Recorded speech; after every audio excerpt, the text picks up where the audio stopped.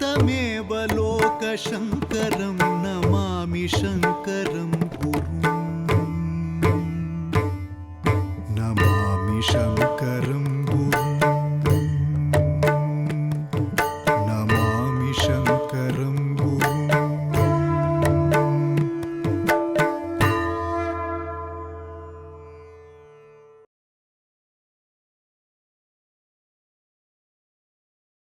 श्री गुरुभ्यो नमः. जय जय चिन्मुद्रकरे जय जय शृङ्गाद्रिविहरणव्यग्रे जय जय पद्मजजाये जय जय जगदम्ब शारदे सदये सदाशिवसमारम्भां शङ्कराचार्यमध्यमाम् अस्मदाचार्यपर्यन्तां वन्दे गुरुपरम्पराम्. With namaskaras to the Padapadmas of the Ubhaya Jagadgurus. In the last episode, we discussed about the Devata that graces this Punyabhumi of Sringeri, the Devata that gives Brahmavidya to her Upasakas, the Devata who is the embodiment of Mahakali, Mahalakshmi and Mahasaraswati, the Devata who incarnated as Ubhaya Bharati and was consecrated here by Shankaracharya, Jagadguru Srimad Adishankara Bhagavat Padacharya. We had spoken about that Sharadamba, and today we will be starting from this episode. We will take some time to look at a very particular stotra that is composed in praise of this Devata of Sharadamba. In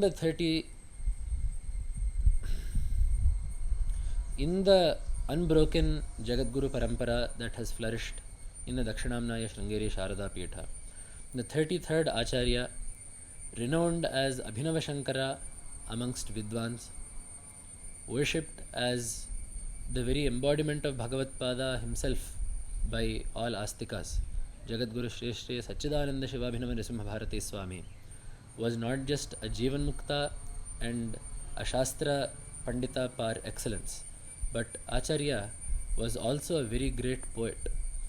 When Acharya undertook his extensive yatras across the south of India, through Maharashtra, Kerala, Tamil Nadu, Karnataka and such states, whenever the Acharya would visit a Devalaya, the second Acharya had the darshana of that Devata. A flow of shlokas would arise from the heart and gradually the speech of the Acharya, and these shlokas were penned down by Panditas flanking the Acharya in the Acharya's retinue. These stotras have been collected and published. Some of these stotras have been collected and published as a text called Bhakti Sudha Tarangini. So the stotra that we are taking up now is published therein, named Kamalajadayitashtaka. An Ashtakam is an octet of verses, and the Kamalajadayita refers to a word that is the refrain of this stotra. So just as in Annapurnashtaka, the fourth line of each shloka is Bhiksham Dehi Kripavalambanakari Mata Annapurneshwari, just as in Kalabhairava Stotra, Kalabhairavashtaka, the last line of each shloka is Kashika Puradhinatha Kalabhairavam Bhaje. In the same way, the fourth line of each shloka in this Ashtaka is Vidyam Shuddhancha Buddhim Kamalajadayite Satvaram Dehi Mahyam. Vidyam Shuddhancha Buddhim. Acharya is asking Devi here for Vidya and Buddhi, and Devi here is referred to as Kamalajadayite. It is a vocative. So because Devi is called as Kamalajadayite in this stotra has been named Kamalajadayitashtaka. Kamalaja means Brahma, he who is born from a lotus. Kamalajadayita means the beloved of Brahma, Kamalaja. So Devi is being beseeched by Acharya here in order that she may grant Vidyam Shuddhancha Buddhim. Vidya Shuddha and Vidya Shuddha Buddhi. So Shuddha Vidya and Shuddha Buddhi. This is what is called in Sahitya and in Shastra as Dehali Deepanyaya. So just as a lamp placed between two rooms will illumine both rooms, in the same way on a threshold, just as a lamp placed on the threshold of a house will illumine both the part outside the house as well as inside the house. In the same way, sometimes one word situated between two other words we will find association with both of them. So when we say Vidyam Shuddhancha Buddhim, we mean Shuddha Vidya and Shuddha Buddhi. Why is it that Acharya asked for these? Shuddha Vidya refers to Atma Jnana. In the Purusharthas, the things that need to be achieved or the things that are sought by all human beings, Dharma, Artha, Kama and Moksha. Moksha is the Parama Purushartha. Artha and Kama are ephemeral, they are transitory. We can see them be destroyed in front of our eyes. Kama refers to anything that we desire, any object that we desire. Artha refers to the means of obtaining that desire, not just money, but anything else, any other means of obtaining the object of desire. So these two, as we can all see, these are very ephemeral and transitory. These are not permanent, and therefore they do not give permanent happiness. In the same way, dharma, though dharma is the punya that is accrued by meritorious acts, by virtuous acts. So although dharma may stay for a long time, dharma too is lost after it is experienced. If you do some dana, you will get some punya. Once the fruit of that punya, once the sukha, that is the fruit of that punya is experienced, that is gone. However, moksha is not like these three. Moksha is not like dharmartha kamas. It is permanent. Nasa punaravartate is what Shruti is telling us. So because someone that attains moksha will never come back into samsara, they will experience ananda constantly. Moksha is said to be the parama purushartha. And the only way to get moksha, the sole path to get moksha, is through Atma Jnana.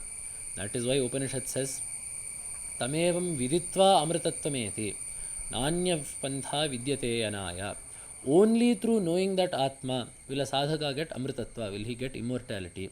Nanya pantha vidyate. There is no other path for this journey. So, if we wish to get that Parama Purushartha, that highest goal of human life, we need to have Atma Jnana to get that moksha. What do we need to get Jnana? It is said in the Smritis, Kashaye karmabhih pakve tato Kashaye karmabhih pakve tato jnanam pravartate. Once the ragadveshas of the mind, once the doshas, the blemishes of the mind, kama, krodha, lobha, moha, mada, matsarya, once all these blemishes of the mind are cast away and the mind is purified, only then can a sadhaka truly immerse himself in the jnana marga. So, for moksha to be obtained, you must have Atma Jnana. For Atma Jnana to be obtained, your mind must be pure. That is why Acharya asked for Vidyam Shuddhancha Shuddham Buddhim. That is why Acharya asked for Shuddha Vidya, the Atma Vidya, and the Shuddha Buddhi. In this way, Acharya commences the stotra, Shrungakshmabhrin nivase, Shuka Mukha Munibhis Sevyamanangri Padme, Swangachaya Vidhota Mritakara Suraradvahane, Vaksavitri, Shambhu Srinatha Mukhyamaravara Nikarair Modataf Pujyamane, Vidyam Shuddhancha Buddhim, Kamalajadayite Satvaram Dehi Mahyam. And that too Satvaram Dehi Mahyam. Give me this quickly, give me this jnana and give me this Chittashuddi quickly. Why quickly? We have obtained this Manushya Janma, we have obtained a human birth. It is because we have a human birth that it is possible that we can contemplate on the Atma, we can perform Dharma, we can do Atma Vichara, we have Viveka. These Angas, these instruments in getting Jnana are only possible because we have a human birth. We do not know how long this body will be with us. We do not know how long we will be with this body. If we wish to get Jnana, we need to do it before this body leaves us or before we leave the body. So, there is no time to waste. That is why Shastras say, Asupter amriteh kalam nayed vedanta chintaya. Without giving any gap, whatever time that you have from morning until night, it is best to spend it in doing Vedanta Vichara.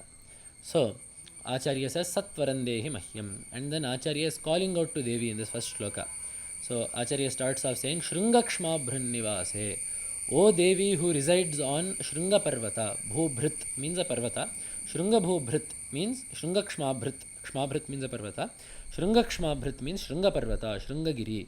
O Devata, O Devi who resides on Shrungagiri. Shuka Mukha Munibhis Sevyamana Anghri Padme.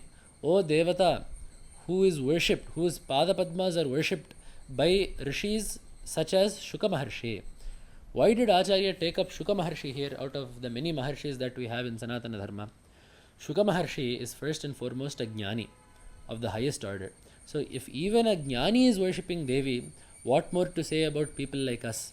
So if even a Jnani who needs nothing in life, a Jnani who has realized the highest goal of life, a Jnani who is always happy and always reveling in the Atma Tattva, if that Jnani is asking, if that Jnani is serving Devi, then what more to say of us who are trapped in samsara?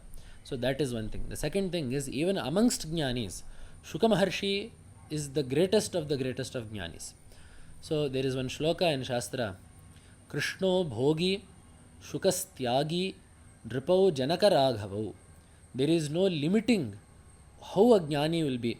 A Jnani, because his mind is pure and he has attained that Jnana, he can do anything he wants. So Krishno Bhogi, Krishna lived in the midst of so many bhogas, but yet he was a Jnani. Shukastyagi, Shuka Maharshi barely even wore clothes or any garments, and he had nothing to himself. He just roams the world. And it is said in Bhagavata that Shuka Maharshi does not stay in any place more than a Godohana Kala, more than the time it takes to milk a cow. Shuka Maharshi will not stay in any one place. So in that way, Shuka Maharshi has Vairagya of the utmost level. Shuka Maharshi has given up everything that there is in this world. And Nripau Janaka Raghava, Sri Ramachandra and Janaka Maharaja, these two were kings. They were carrying out the duties of the kingdom. They fought wars, they meted out punishment to ill-doers, they gave charity to those who needed it, they safeguarded the borders of their kingdom, they did everything that a king had to do while being Jnanis. So these are all Jnanis, but even amongst these, Shuka Maharshi is a Jnani that did nothing else. The others, although they were Jnanis, because of the Upadhi, because of the Sharira they were in, they had to follow whatever dharmas and whatever requirements that the body had towards society. However, Shuka Maharshi transcended even that need. Shuka Maharshi did not have anything to do with the Bhautika Prapancha at all. So even amongst Jnanis, Shuka Maharshi is the greatest of the greatest.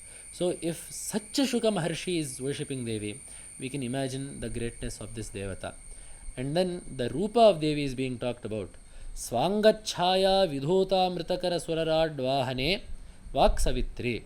The whiteness of Devi's limbs, the whiteness of Devi's splendor is conquering the whiteness of Amritakara, Chandra and Surarad Vahana, Indra's Vahana, which is Airavata. So as we know, Airavata is known to be a pure white elephant. And Chandra, of course, as we see in Purnima, on the full moon day, is purely white in color. However, Devi is so white that the luster of her limbs is conquering even the whiteness of these two entities.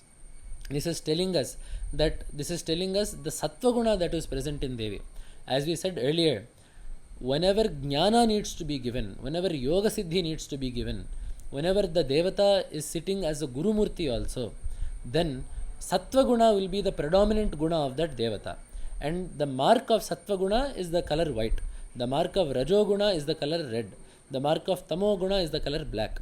So as a mark of that Sattva Guna, Devi is white.